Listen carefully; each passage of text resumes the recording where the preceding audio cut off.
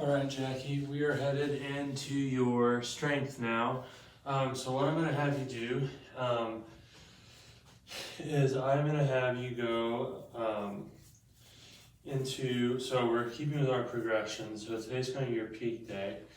So we did our rear foot elevateds last time. And so to kind of keep you moving up that mountain this week, I'm going to have you do some single-legged squats.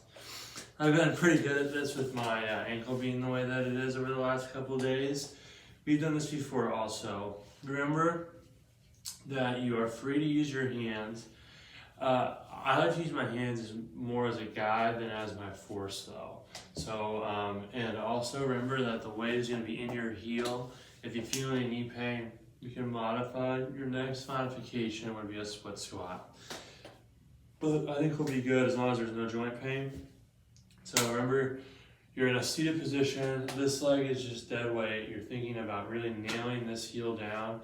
You're pushing it into the ground before there's ever really any movement. And then trying to not use your hands at all, or just use your hands as a little bit of a push. You're gonna push through your heels, and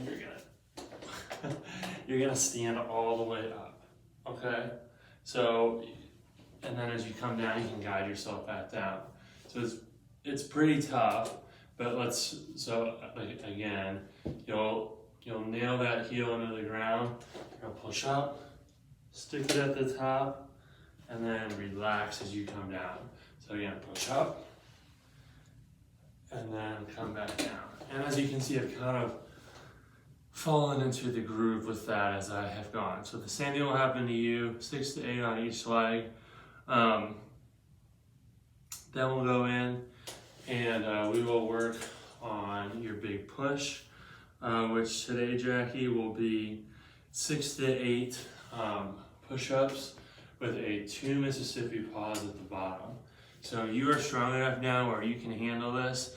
If for whatever reason you're feeling like you're not able to maintain good form, remember what we'll do is, so I'll have you on the ground, but if for whatever reason you feel like you can't do as many, then I'll just have you take yourself a little bit up from the ground. So it would be like ground, stool, chair, desk, but you don't need the chair or the desk. I would keep your assistants knee height or below if you do. But just a normal push-ups, just what we talk about, thumbs underneath your shoulders, core tight, glutes locked, toes on the floor, letting yourself go down at a normal tempo, hold up, stick it at the bottom for 2 seconds, and then push up at a normal speed. All right, so we will go 6 to 8 there. That'll be our big push. For our hips and hamstrings, I have us doing some cardio, those modified swings with the plate.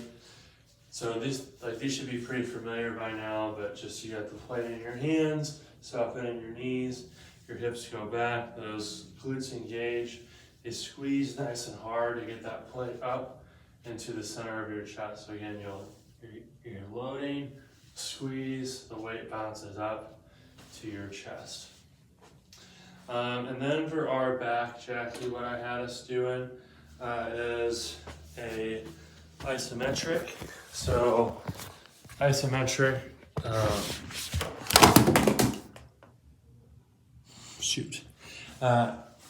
isometric elbows,